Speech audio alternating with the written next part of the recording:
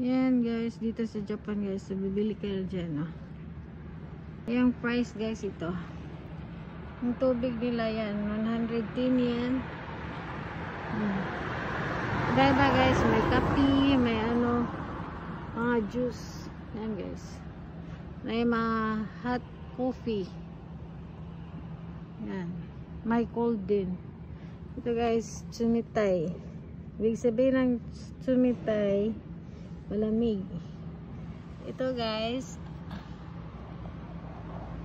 atatakay nakasulat. Ibig sabihin ng atatakay guys, ano, mainit.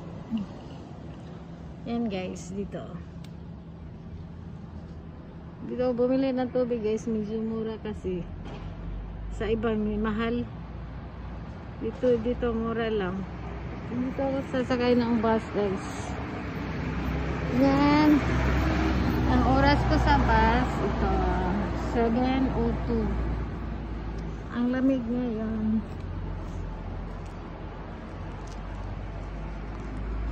Yan, antay ako sa bus. Hello. Naman na.